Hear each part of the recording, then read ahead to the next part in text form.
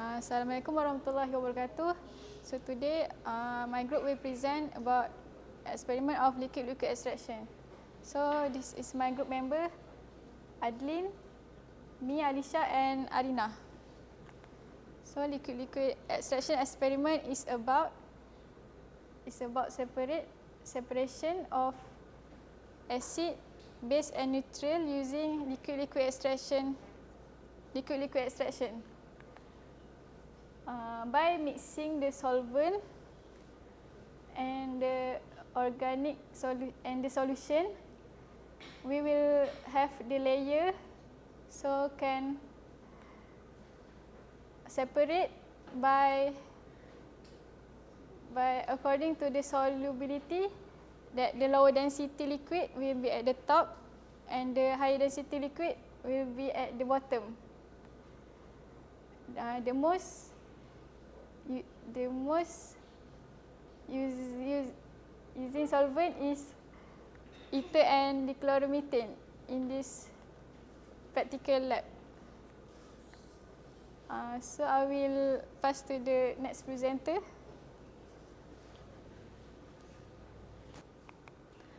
Since separating a mixture consisting of different liquids is necessary for lab and industrial purposes, an efficient technique is needed.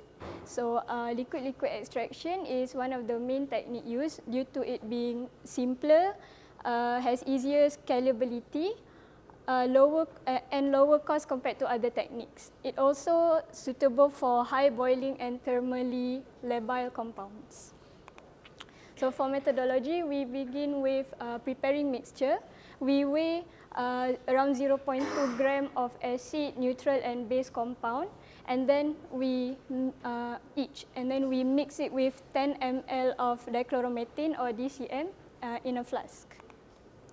So the mixture is used in acid extraction, where the mixture is poured into the separatory funnel, and then 10 ml of 5% NaOH is added into the funnel.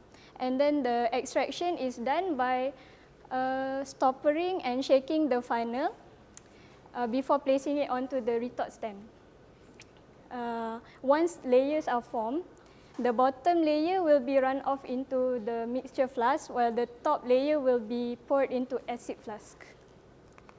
So next is base extraction.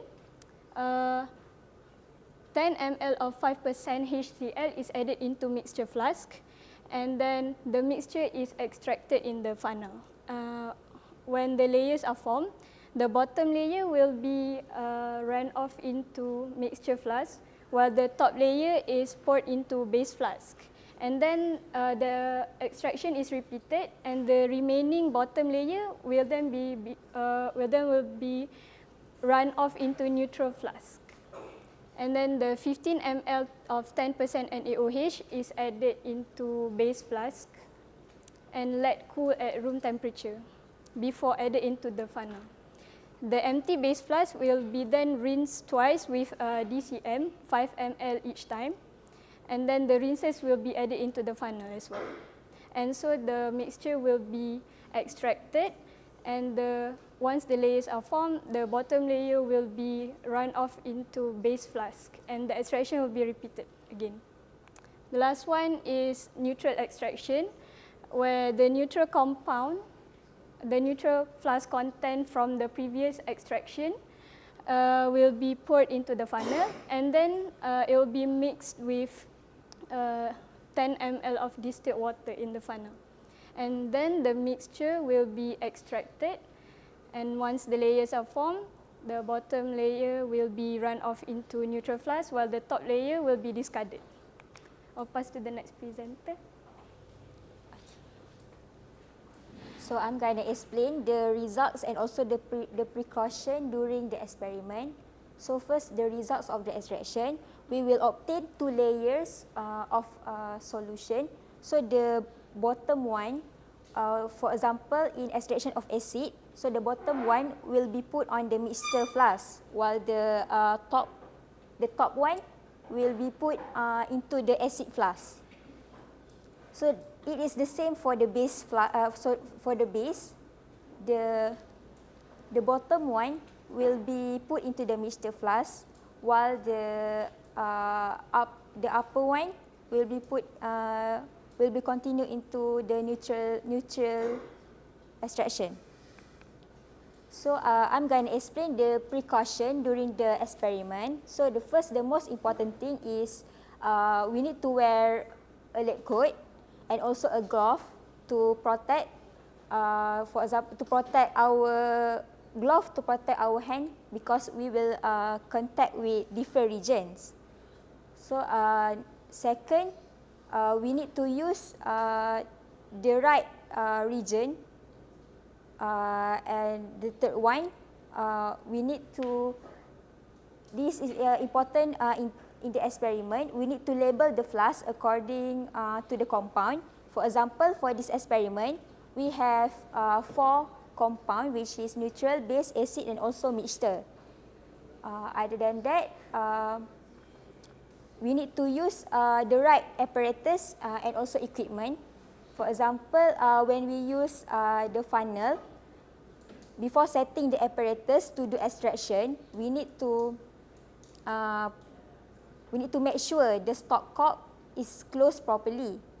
So when we add mixture into it, it will not leak out. Other than that, when we shake the solution, after shake it for several times, don't forget to release the pressure. And last but not least, to obtain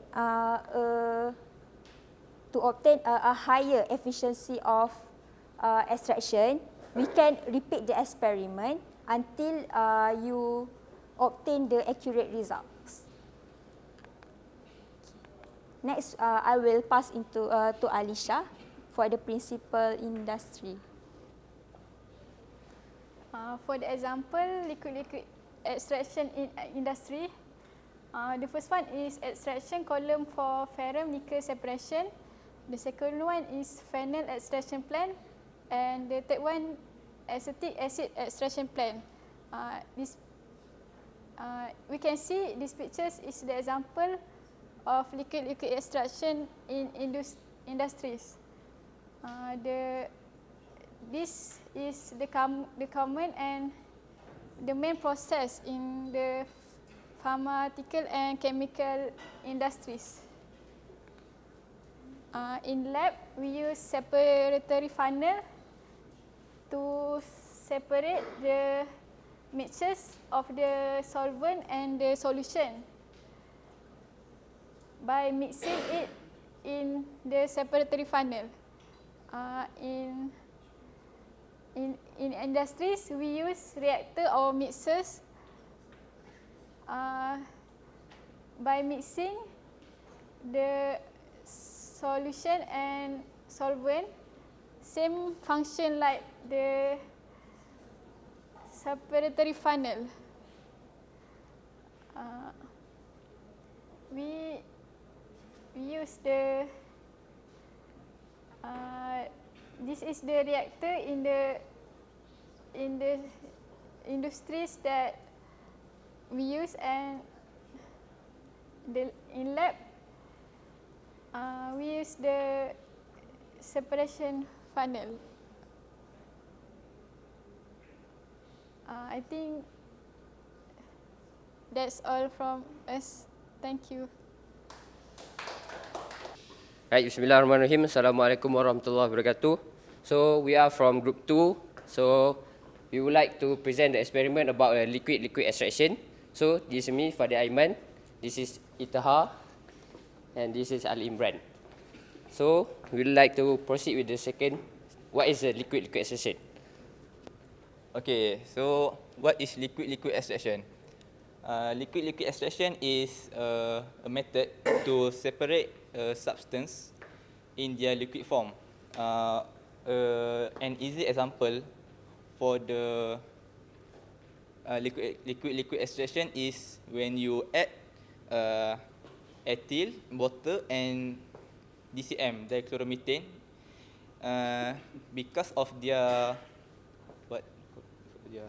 difference in their density, we can see layers of that substance. So we can separate them easily. So for the experiment, we will use acid, base, and also neutral. Okay, so first of all, we will weigh 0.2 gram of acid, base, and also neutral. Okay, and after that, we will mix them together in a mixture flask, and then we will add 10 ml of dichloromethane. So here, why we use dichloromethane? Why we not use water? It's because acid and base usually did not soluble in water, but they will soluble in the organic solvent. Yes. Next. Okay, so first for the acid extraction, first we will add 5 ml of 5% NaOH, 10 ml with into the funnel. Yes, funnel. Separable funnel. And after that, we will shake the funnel vigorously to make them mix properly. And then we will open the stopper to release the pressure in the funnel. And after that, we will put it on at the detox stand, and we will titrate it into the acid flask. This is. After that, we will repeat the process where we add 5% NaO and 10 ml into the separable funnel to make sure that all of the acid in the funnel go out into the acid flask. That's all for my part. Alright, so next is about base extraction. Basically, it's just the same with the acid extraction, but the difference is that instead of using NaOH, we use hydrochloric acid. So it's the same. We measure 10 ml of hydrochloric acid. We put it using dropper and measure it using the measuring cylinder. One thing to take note is that while using measuring cylinder is that our eye level must be on the same with the measuring cylinder to get the exact value of 10 ml. So next, we put the 10 ml of hydrochloric acid into the separable funnel, as you can see here. Also, we need to shake it vigorously. While shaking vigorously, we also need to open the stopper a little bit just to release the pressure from it. After that, we put it on the retort stand and clamp it tightly to make sure it does not fall off. So after that, we can see the difference in layer, difference in density. So we can see that the mixture is on top and what we're trying to extract is on the bottom. So in this case, we're trying to extract base. So at the bottom is base. Then we open the stopper to fully titrate it and put it in the base flask, as you can see here. So we repeat this step one more time. So why we do this one more time is because to fully make sure from the mixture we extract all the base from it, just without any trace of it left. Next. So finally, after we extract from the acid, also we extract the base. So what we have left is the organic compound, which is DCM, dichloromethane, and also the neutral compound. So for the neutral extraction, instead of adding hydrochloric acid or NaOH, we add water, 10 ml of water into the separable funnel, and then we shake it vigorously also and open the stopper also just to release the DCM vapor from it. And after that, we do the same procedure, which is clamp it onto the retort stand and open the stopper to extract the neutral compound. This time also we do it 2 times in order to fully get the neutral component. Right. So this is for my part, which is the example and application of liquid extraction in industry. So the first application is in the pharmaceutical industry, which is they use to extract and isolate the active pharmaceutical ingredient, which is API. So they extract, then they remove the impurities, and they remove the impurities from the synthetic drugs. So for the next industry, which is the food industry, they separate the variable. They use the extraction liquid extraction to extract the separable value, which is like flavor, colors, and flavor colors from the fruit and the vegetable. So for the last part is the environmental industry. So they from the environmental industry ni they apply the method of liquid extraction to remove the pollen from the industrial wastewater and from the contaminated soil.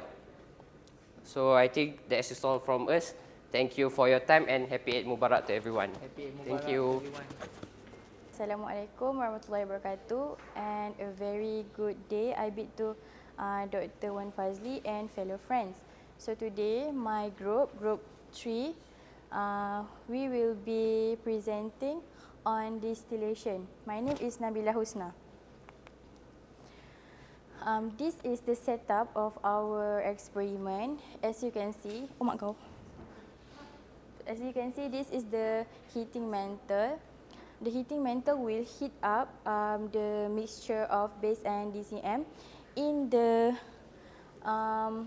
round bottom flask, and then there is the condenser and then distillate outlet, and there is a beaker for the outcome for the product, which is the DCM to be collected, and then there is a thermometer and 3-way adapter. If you can see, there is 2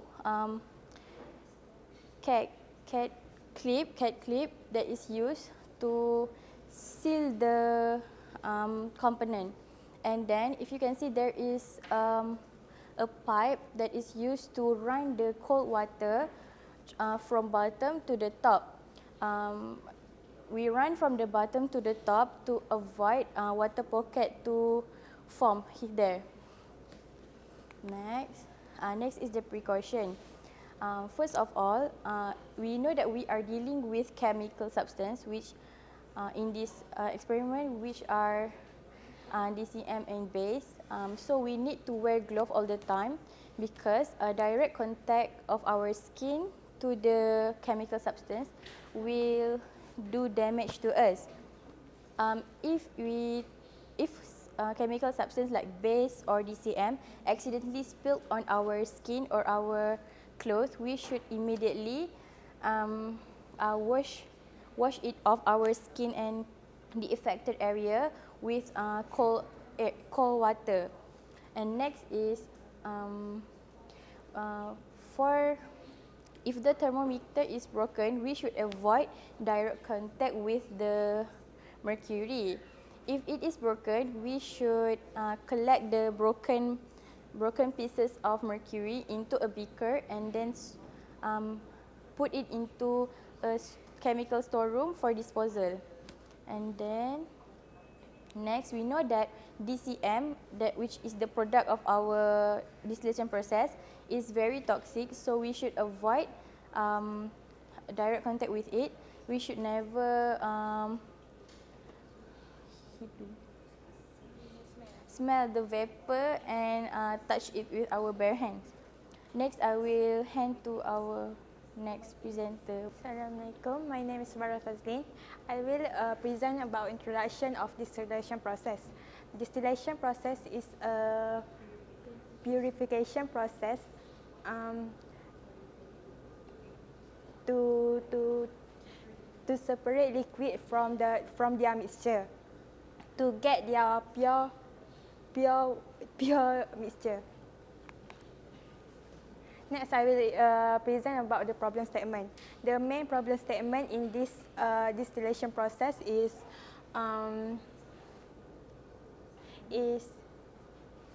how to get pure solution from their mixture.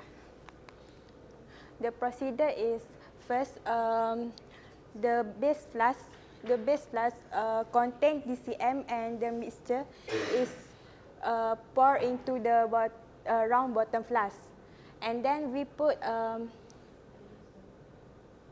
the boiling stone in the round bottom flask to avoid the superheating mixture. Next, we heat the round bottom flask, and we need to make sure the temperature of the round bottom flask mixture in the round bottom flask not exceed the boiling point of the DCM, which is 14 degrees Celsius. After a while, we will see the pure DCM into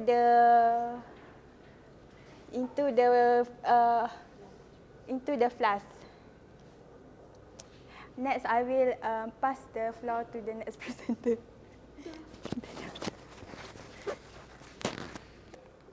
Okay, now my name is Mas. Now I will explain the examples on how distillation are used in industry. As we know, distillation is a process of separating components of a mixture based on different boiling points.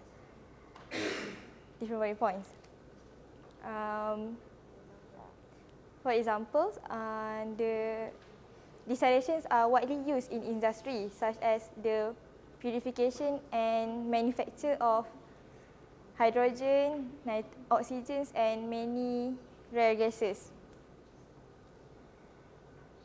One of its best known uses are the refining crude oil.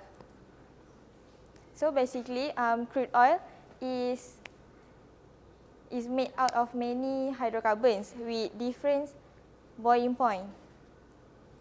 The crude oil will be heated in the furnace, and the product will be fed. The vapor product will be fed to the fraction tower.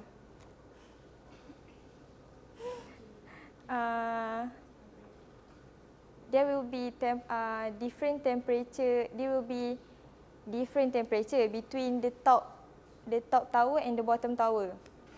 So when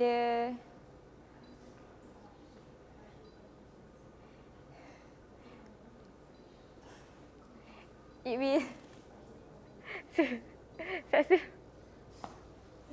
Syasya di condenser. Hah? Tak faham. Mana siap? Ni. Winterizing. Winterizing vapor.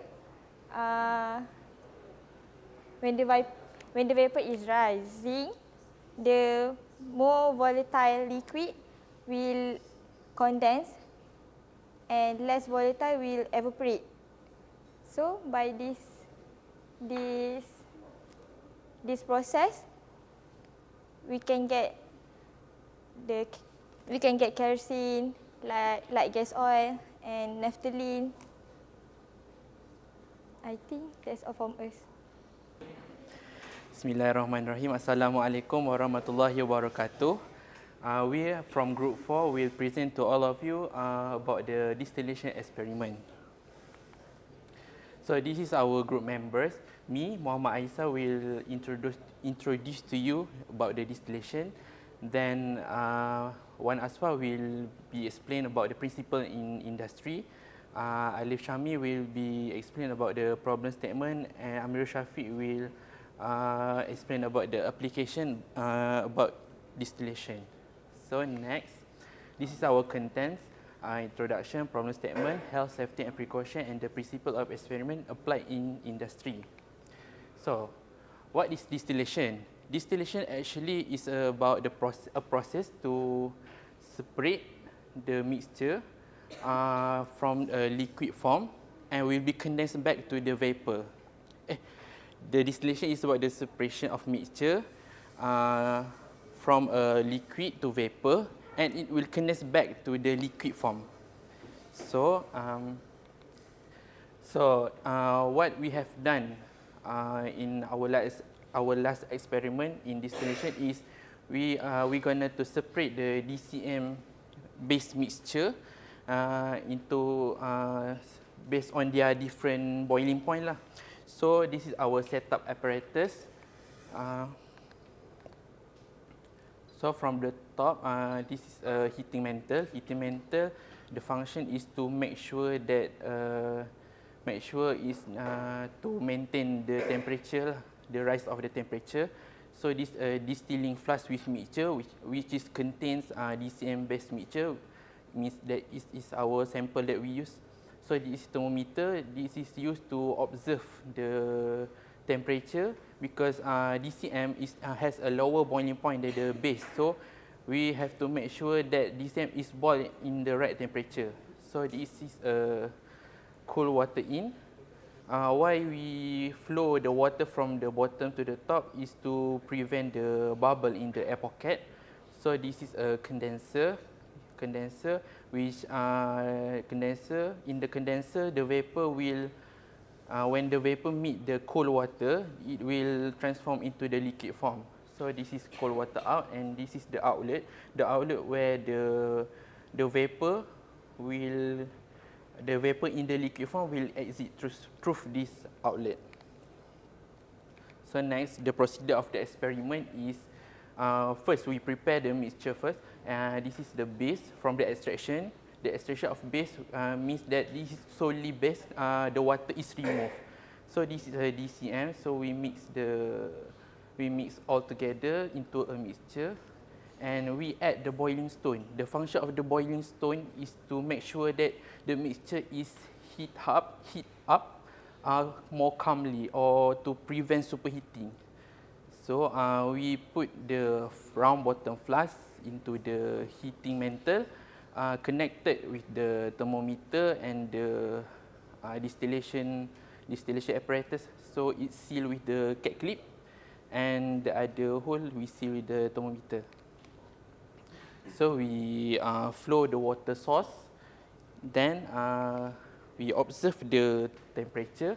It should be 400 degrees Celsius to DCM to boil, because DCM has the lower boiling point than the base, so it will boil faster than the base. So it will heat up, forming a vapor, and the vapor will flow and meet the cold water, and it will transform into the liquid form, and it will drop through this outlet. So it exits through this outlet. So how we gonna make sure that the distillation is over? So make sure that there is no drop left on this outlet. So the sample remaining in the round bottom flask is base, and the sample exit through this outlet is DCM. So next. Okay, thanks to Aisar for the previous presentation. We move to to my part, which is the problem statement.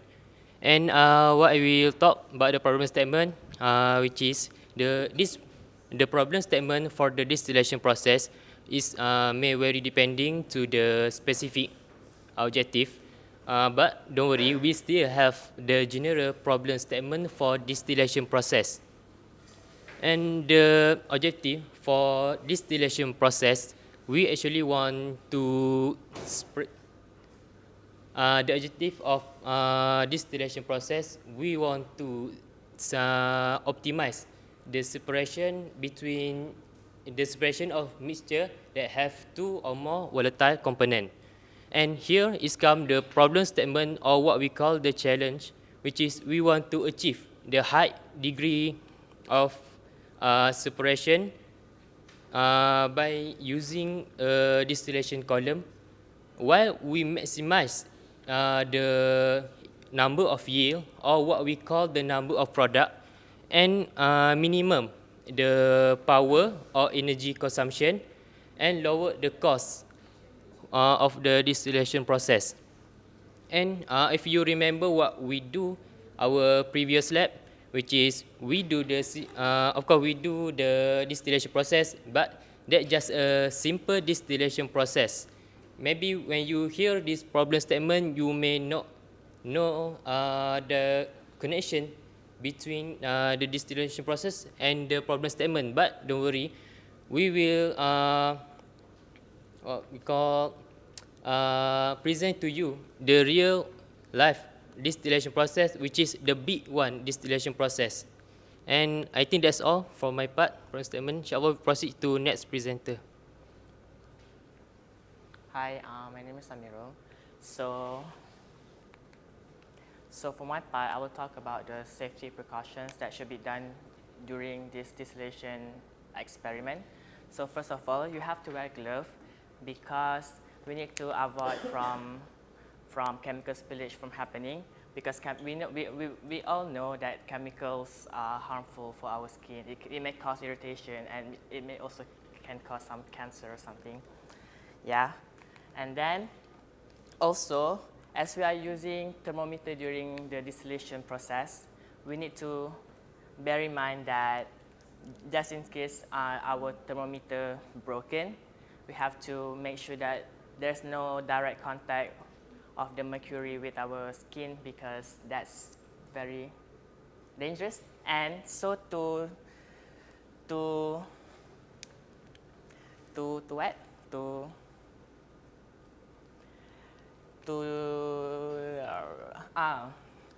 dispose this, you have to collect the mercury spilled into the beaker and then just store it in the chemical storeroom for disposal. And lastly, during distillation, as we are distilling dichloromethane, we know that dichloromethane will react with plastic.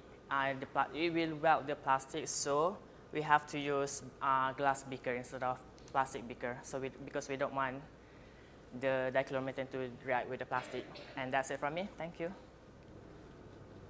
So I'm gonna talk about the application in industry, as a distillation is the important thing to do in the petroleum distillation.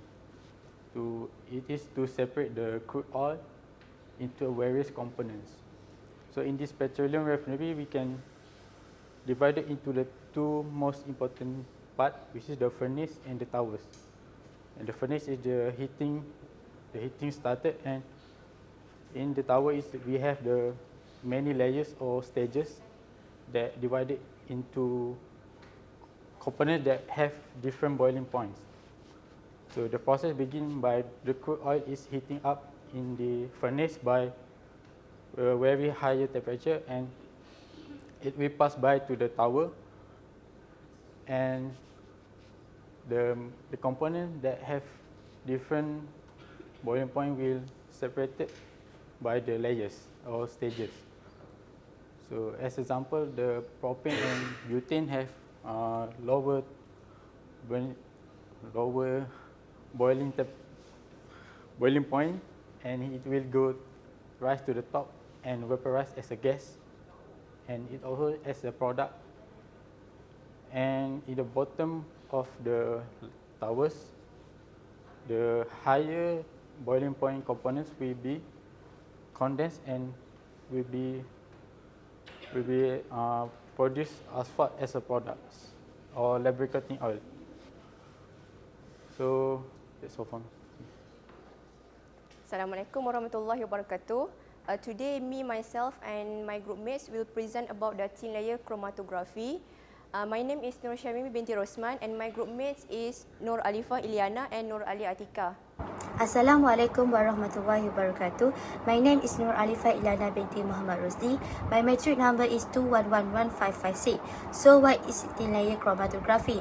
Thin layer chromatography is a chromatographic technique that is used to separate the component of a mixture using a thin stationary phase supported by inert backing. TLC is a very important technique for the rapid separation and qualitative analysis of small amount of a material. Thin layer chromatography is an analytical tool widely used. It is easy to use, relative low cost, high sensitivity, and speed of separation. Next is problem statement. Polarity of unknown compound can be determined through thin layer chromatography (TLC). In this experiment, small non-acid, which is benzoic acid, base and neutral, are dissolved in the 5 ml of dichloromethane. Do the same for isolated acid, base and neutral. 10 ml of developing solvent are prepared in a flask with the ratio of 9:1 hexane ethanol and 9:1 dichloromethane and hexane. 5 ml of each developing solvent are placed in the developing chamber. Label of the chamber accordingly and close the lid to saturate the solvent vapor and prevent it from evaporate. Next is obtain silica gel TLC plate containing fluorescent indicator. Then mark the horizontal line with a pencil about 1 cm from the bottom and 1 cm from the top. Spot all of 3 your non-sample solution on the pencil line using capillary tube. Repeat this spotting for isolated acid, base and neutral. Place the spotted TLC plate in the developing chamber and allow the solvent to rise to within 1 cm of the top of the plate. Use a short wavelength ultraviolet light source to visualize the components. So these two are the picture of the developing solvent with the ratio of 9:1 hexane ethanol and 9:1 dichloromethane hexane. First picture is TLC plate, thin layer chromatographic plate, and second picture is the TLC plate with the mark of a pencil. We need to use pencil to mark the TLC plate to make sure that the ink not separate when put into the developing solvent. So I will present my part, which is about safety, healthy and precaution steps. Before that, I will explain about the procedures during conducting the thin layer chromatography. The first one is we need to take the small amounts of acid, base and neutral compounds, and then we need to dissolve each of it in the 5 ml developing solvent. And then the second step is if we have 2 different developing solvent with the same ratio, which is DCM and hexane with the ratio of 9:1, and then the hexane and ethanol we also have the same ratio, which is 9:1, and we need to place 5 ml of each developing solvent into the developing chamber. And for this step, each precaution step is we need to close the lid after putting the developing solvent to saturate the solvent vapor and to prevent the solvent from being evaporated. And then we need to take the thin layer chromatography plate. We need to take the thin layer chromatography plate, and then we need to make a horizontal line. We need to make a horizontal line with the pencil. And then we need to spot each line with the different solution, which is acid, base and neutral, with the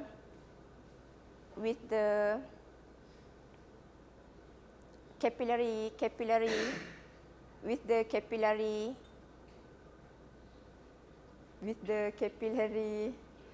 tube.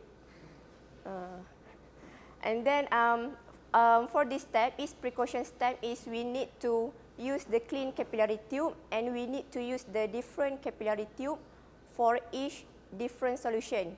Acid with the acid, base with the base, and neutral with the neutral. To prevent, it is important to prevent the mixture from being mixed together, and the final result we will get some error. And then after that, we need to put the TLC plates into the developing chamber that contains developing solvent. And then we need to make the solvent rise within 1 cm from the top of the TLC plate. And then we need to we need to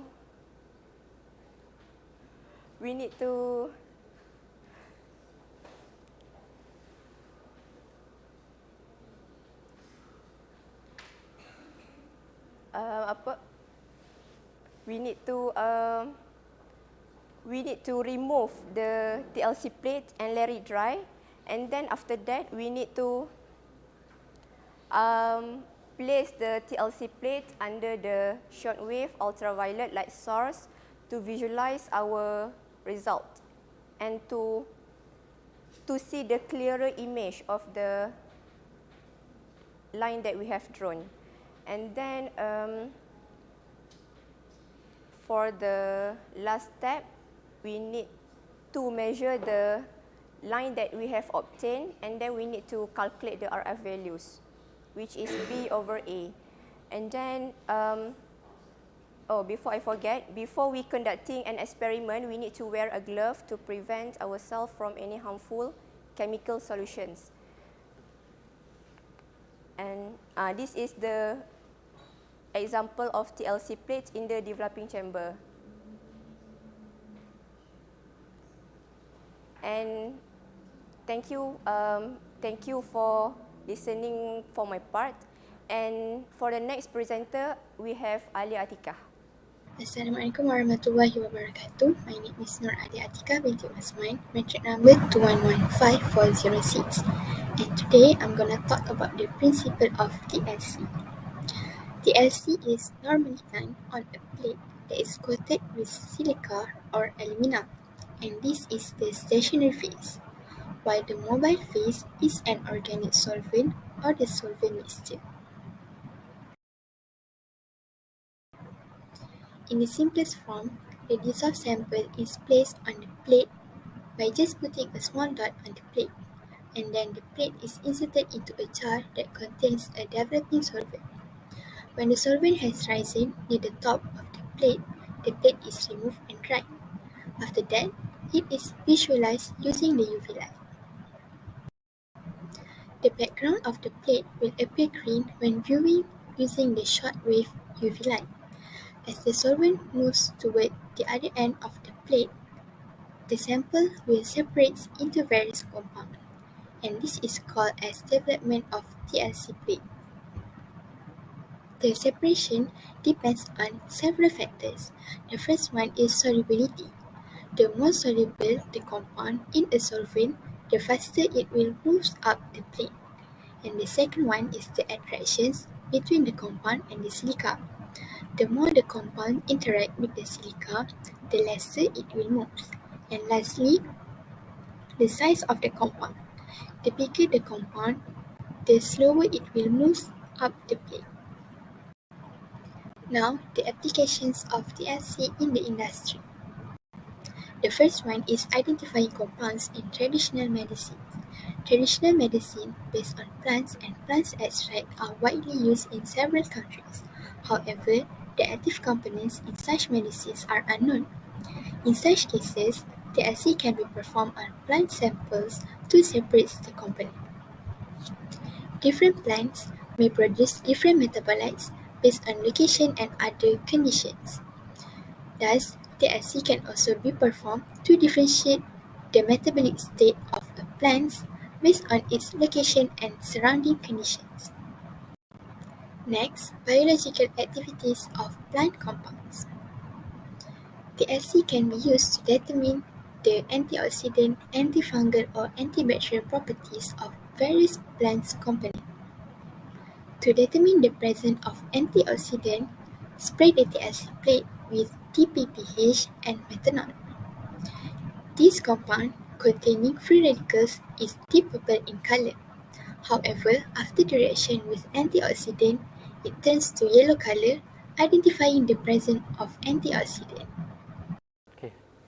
Assalamualaikum warahmatullahi wabarakatuh. TLC, thin layer chromatography. What is it?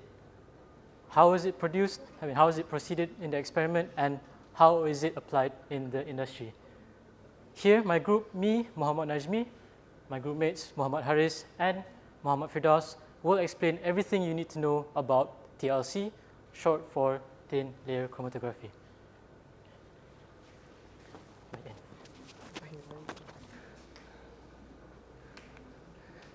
Okay, first of all, we need to know about what is chromatography. Chromatography is one of the process to separate the mixture. We have various type of chromatography. The first one is liquid-liquid chromatography. That is we not use in this experiment. And the next type is solid-liquid chromatography that we will use in this experiment. Liquid solid chromatography, also we have thin layer chromatography.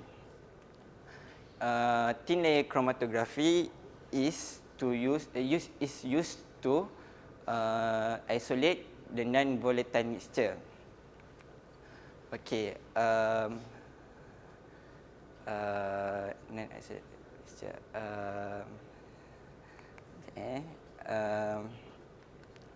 We have two components in this thin layer chromatography. The first component is stationary phase, and the second is mobile phase. Not in this slide, but I will tell you what is stationary phase and mobile phase. The stationary phase also we call as adsorbent layer. That is this silica gel with already bind with gypsum. What is gypsum is the gypsum is things that have the property that can give fluorescence when we put under UV light. Why we use this silica gel with gypsum? First of all, when we soak the silica gel into the solvent, that is mobile phase, we cannot see the movement of the solvent, the movement of the components at the silica gel. If we put the components at here, then if we soak at the mobile phase that is solvent, we cannot see with eye. But with the help of gypsum, we can see by using UV light. Then at the stationary phase, between the stationary phase and the mobile phase, we can see it will migrate at the rate depends at the strength of its attraction with stationary phase. The most strongly solute is associated with the stationary phase, the more slowly it will migrate. I think that's all for my parts. Next.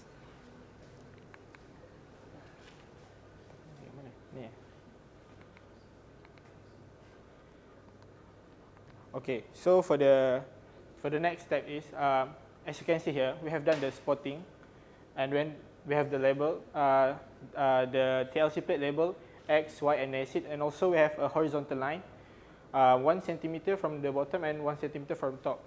So when we have done this TLC plate, and then we proceed to prepare the developing solvent. Sorry, I'm going to move right here. So if you can see, the developing solvent will prepare 10 ml for each, and we will do it according to the NIWA ratio.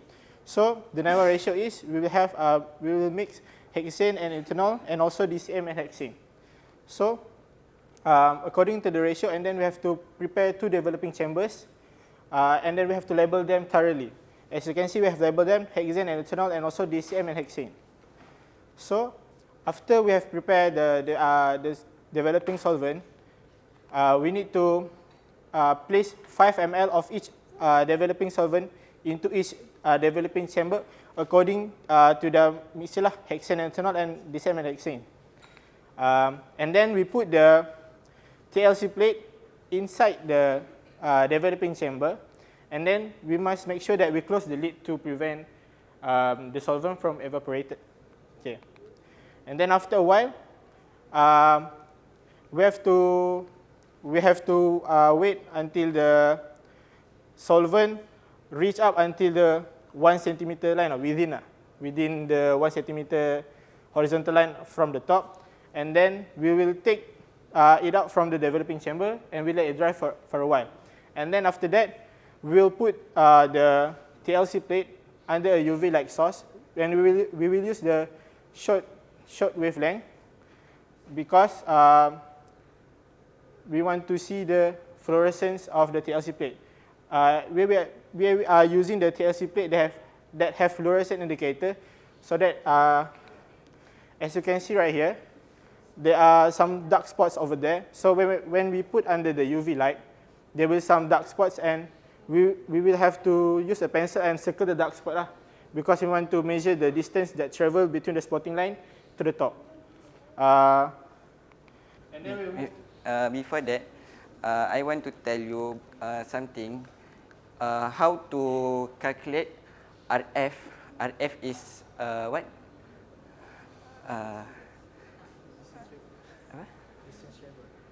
RF is retarsion. What? How to calculate is RF is distance travel by component. We have to divide by the travel by the solvent. That is how we can calculate the difference at the base point and the movement of the components. Okay. So, and then we will be moving on to the next part with this safety and precautions. And it's common for us to wear gloves and lab coat at all time, must be worn at all time at the laboratory. But this is where the basic things that we need to know is that we have to wear gloves, that we need to avoid if there are any chemical spillage that will irritate our skin or happens corrosion or something. And then the crucial part when we are handling TLC experiment is we are handling it under a UV light experiment. So we are not suggested to expose ourselves merely for a long time under a UV light because because of certain things, it can give some sickness to us, just like cancer, skin irritations, blindness, I think might be as well. But that's all. And then it's just the basic safety precautions, and I will move on with Brother Najmi further applied in industry.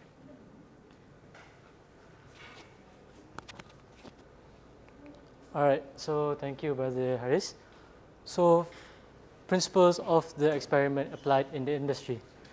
We would like to know, I'm going to explain to you guys, how is TLC applied in industry in our time now. So from what you can see here is antibiotics. This may look like medicine, but it's referring to antibiotics. And then we have poultry, or we could say our food stock. So these two, antibiotics and poultry, actually come hand to hand. How? Antibiotic residue in poultry. So an issue nowadays is that we are producing unnatural chicken, which is we have chicken produced in factory where they are injected with antibiotics to produce healthier and, let's say, a chicken with more flesh. But then we do not want that because that is unnatural. What we are looking for in chicken, in our food stock, is we want the most natural chicken possible. We want to eat artificial food. We don't want to be eating we don't want to be eating chicken that has medicine or any other chemical components that could be harmful to us. So with thin layer chromatography, it can be used to detect and understand the components, the levels of these chemical components in our chicken, in our food stock.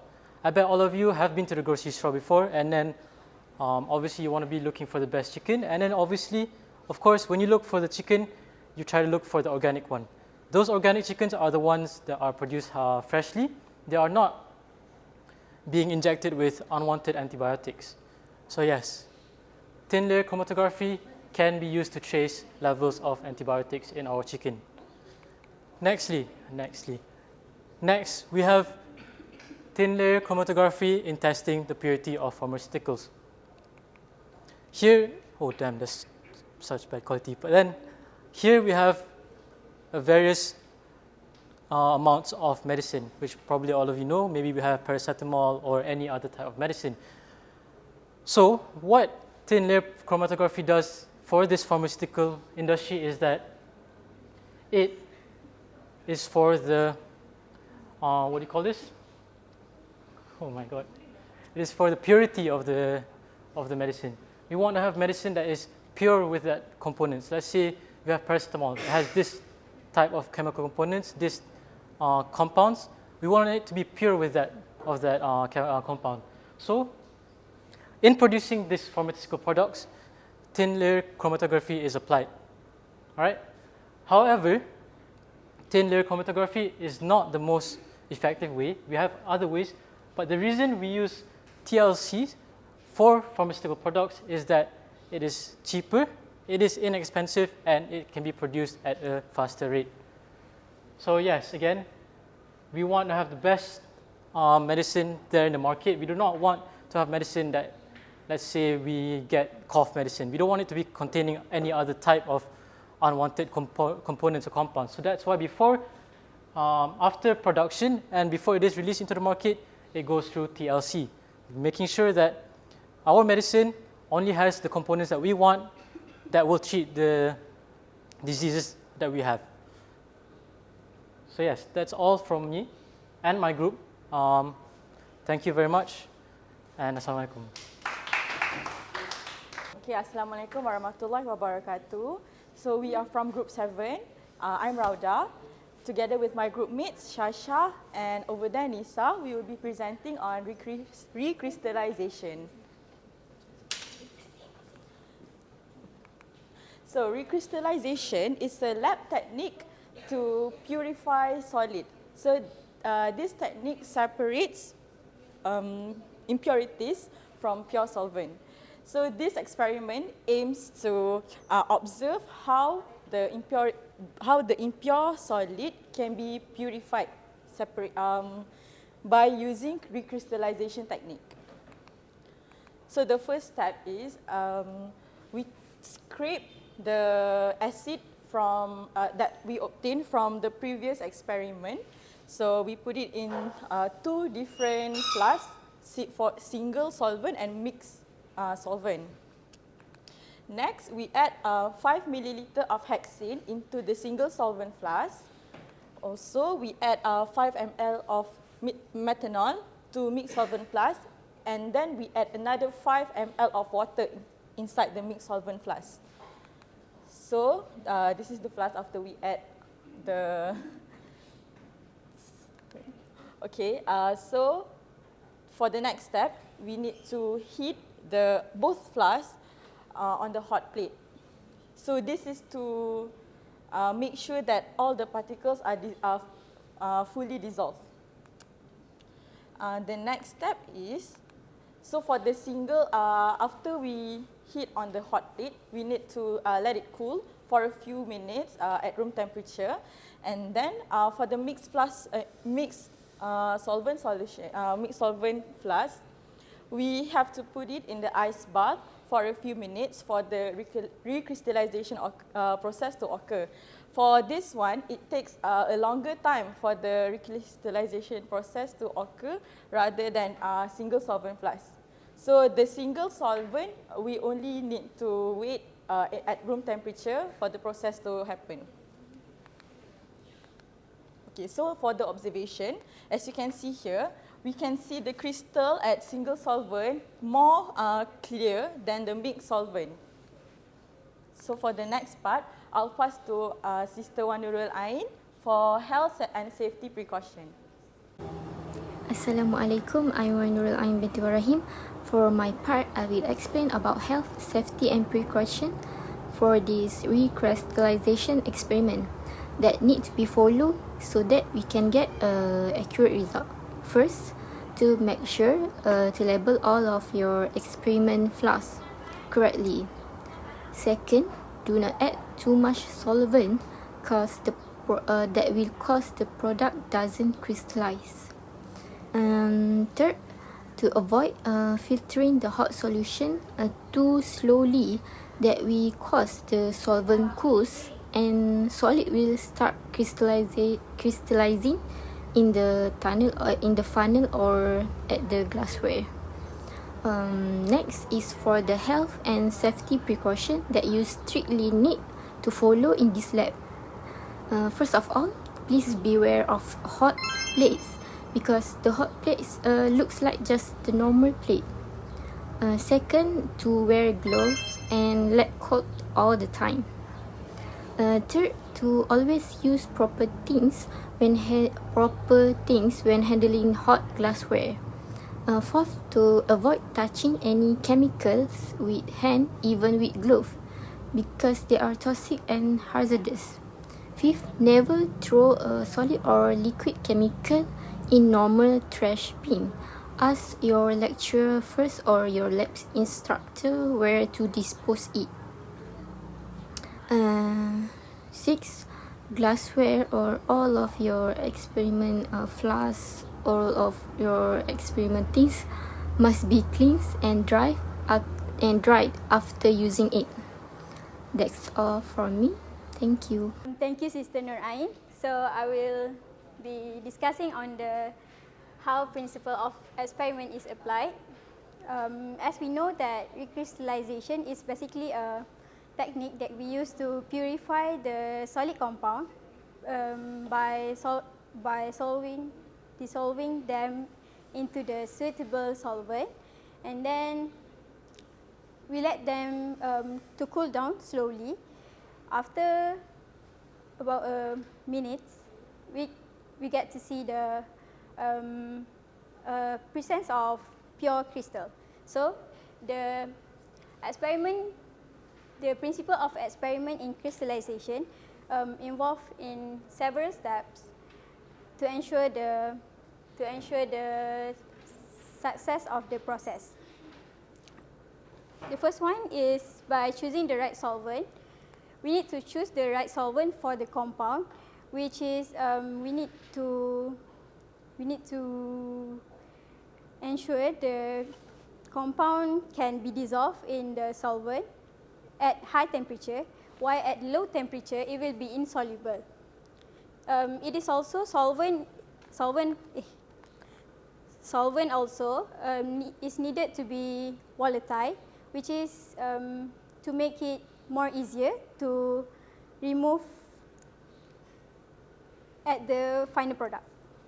And then the second one is dissolving the compound, which once we know that the solvent is suitable for the compound, we need to dissolve it by heating it on the hot plate, and we need to ensure the heating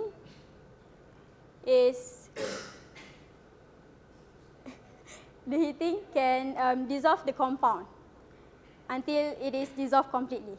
And then the third one, I did not include in here, but the third one is the filtering the solution, which we need to filter the solution to make sure there is no impurities left inside the solution.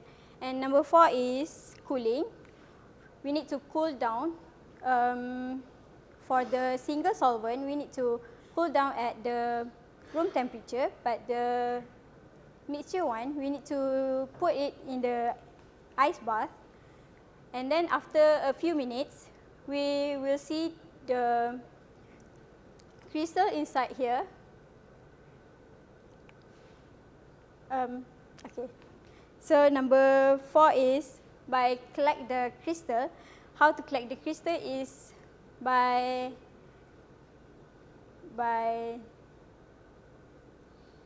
drying them, and then the final is testing the purity. Testing the purity is actually we need to testing purity. There are several ways to testing purity, such as melting point determination or TLC.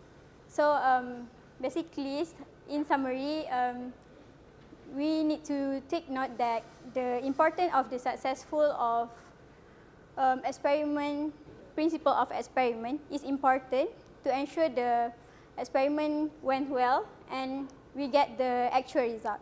I think that's it for me. I pass to the next presenter.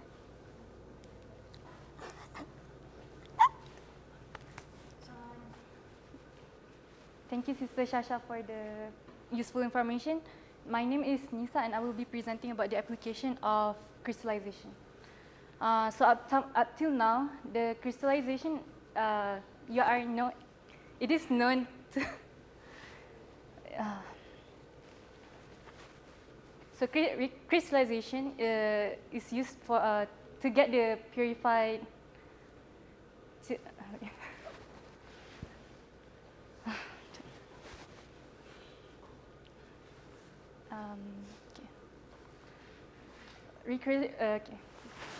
Recrystallization is used to get the purified solid from the impurities, so that it can be used to it can be used in a lot of benefit industries. So there are several types of application of crystallization. So single solvent, multi-solvent, and seeding crystallization, which is also included in the all solvent, the single and multi-solvent, the seeding. So crystallization application can be used in pharmaceutical industry. So suppose that a pharmaceutical company generates a new paracetamol. They include impurities in the first stage, which is harmful for the patient to take it. So they need to be crystallized to obtain the pure paracetamol. But then again, it needs to go through several types of crystallization, so the patient can take the paracetamol safely. So this is the step to obtain the pure paracetamol. So first you need to mix the solvent and the solute together. In this case, the solvent is water, distilled water, and the solute is the impure paracetamol. First, you need to heat up the solution with the solute. Make sure it's dissolved evenly. Then you set it aside to get it crystallized in like this. After you see that it's properly crystallized, you put it into ice bath to finish the crystallization. And after that, you need to filter it to obtain the pure paracetamol. So in another industry, which is beneficial to use crystallization is for the food industry. In this example, I'm using the rock candy as an example. The solvent is water, and the solute is sugar, jello, honey, and fruit coloring. The steps are you mix the you need to mix the solvents and the solutes together, so you will get this mixture. And then in another example, we are using jello and sugar. You will get this example. So to get into crystallize, you need to first dip the sticks into the sugar. so that it will start the crystallization to happen. Because if you don't dip it into the sugar, it will not crystallize as it is. So it's a start. It's a kickoff for the solution to crystallize in the mixture. And then after several days, you put the stick inside the mixture, and then it will crystallize in this form. This is in several different mixture, which shows that some mixture is successfully crystallize the solid, but some inhibits the crystallization of the solid. I think that's all from us. Thank you for listening. Assalamualaikum warahmatullahi wabarakatuh. I'm Ridwan. With my friend Zaim and Taufiq, will present about crystallization.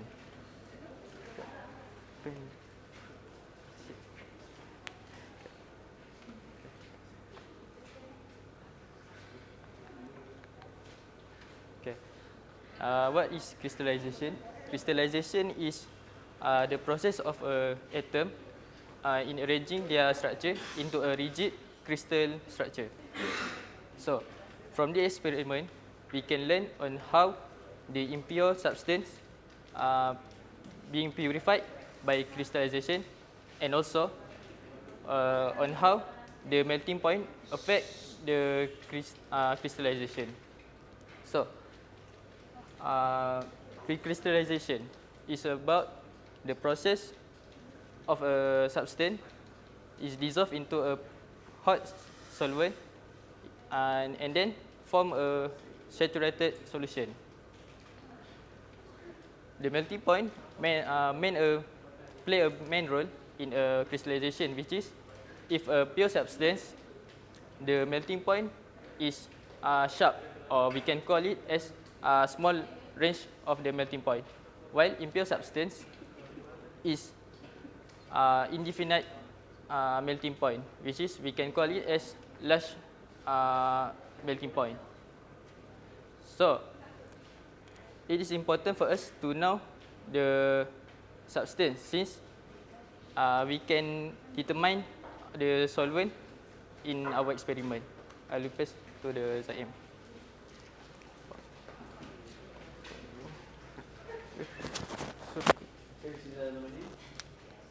So now it's my turn. My name is Muhammad Zaim Bulisham. So I'm going to present to all of you about health, safety, precaution, and also procedures. For the precaution measures, I will put it inside the procedure. Okay. So the first precaution measure, we need to use Allen Meyer flask, because Allen Meyer flask, not a beaker. Why? Why we use Allen Meyer flask? Because the opening of the Allen Meyer flask is more narrow than beaker. So the solvent couldn't escape from the flask, and instead it will condense inside of the flask. Okay, next we need to wear glove because we will handle this experiment with acids. So acids is irritating. Okay. Okay, so we move to the first part. So we need to prepare two flasks, and we need to label it. First, we need to label single solvent flask, and second mixture solvent flask. All right. Why we need to label? Why we need to label the flask? Because it will prevent us from confusing during the experiment, and we can easily recognize the flask. Okay. So next part is we need to weigh the dry precipitated acid, which means 0.2 gram, and we need to put into the flask, into the both flasks, which is single solvent and the mixture solvent. Okay, next we add the hexane, we add 15 ml of hexane into the single solvent flask. So here we have the precaution measure. Keep the hexane away from the fire because hexane is a flammable substance. So next we put a total of 15 ml of methanol and water, which means 7.5 methanol and 7.5 ml of water. Okay. After we add the substances, after we add the solvent, then we need to put on the hot plate because we need to heat them up until they boil. So why we need to boil them up? Because both of the flasks contain the organic compounds, which the acids, which the benzoic acid is can easily dissolve into the organic compound. All right. So I want to add more. Why we add 15 ml of hexane? Because previously they have a case which when they add, I think they add a small amount of hexane, and that caused the hexane is fully evaporated. So they will the experiment is failed because they couldn't produce the crystal. Okay, after we heat them up, we need to put the mixed solvent flask into the ice bath. We need to cool down it, and for the single solvent flask, we put it on the table. Let it cool down under the room temperature. Okay. So we let it a few minutes to wait for the product, which means the crystallization. So after a few minutes, this happens. Okay. So the first image of the slide, we got a whitish solid compound. In this image, it's like yellowish, but I'm sorry, it's actually whitish. And this is for mixture solvent flask, and the right side image is the crystal produced by single solvent flask. Why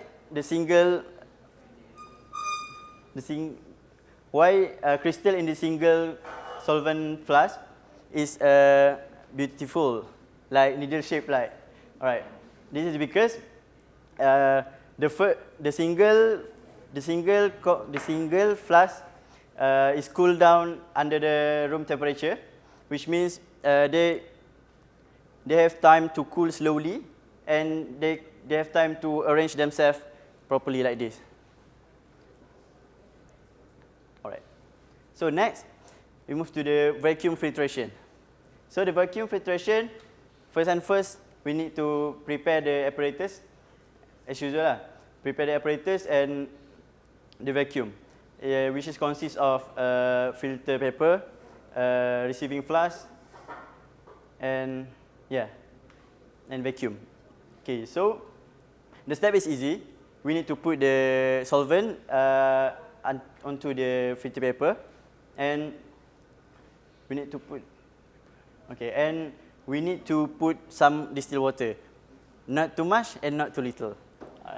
Why we need to put not too much water? Because if we add too much water, it will tear the filter paper.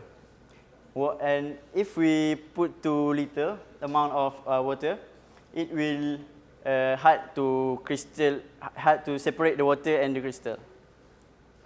Okay, then after we add the water, we take out the filter paper and we dry it until the crystal form like this. All right. So that's all from me, for my part. Then we move to Taufiq Arman.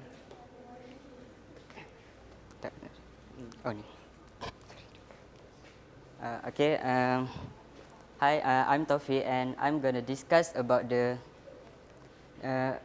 principle of recrystallization and example of recrystallization in industry.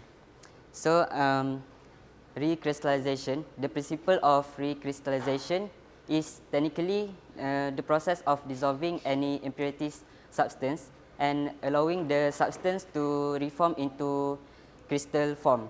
And then the crystal are collected and washed for removing any impurities substance.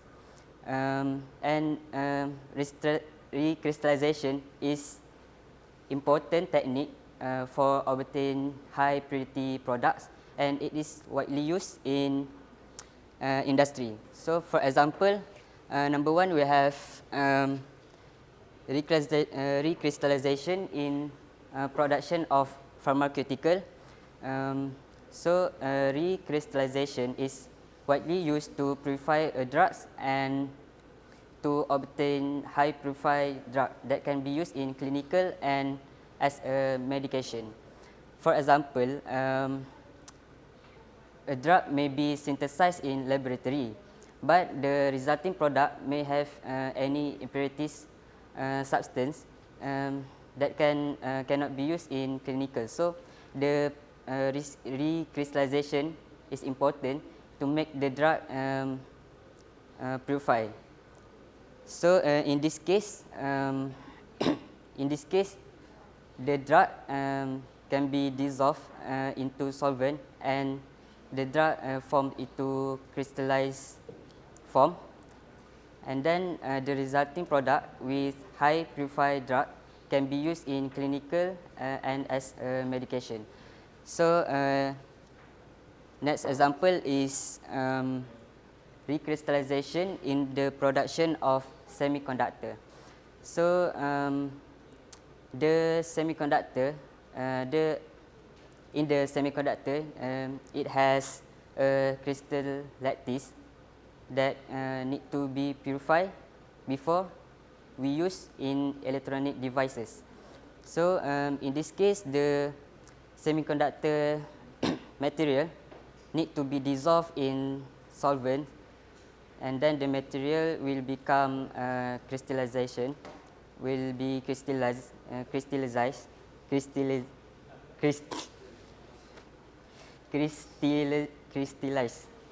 Okay. And then the product with high purity, the semiconductor material with high electrical purity can be used in electronic devices. So overall, we can see that the technique of recrystallization is important in industry, as it is a powerful tool to purify and isolate solid product. That's all from me and my group. Thank you for your cooperation. Assalamualaikum warahmatullahi wabarakatuh.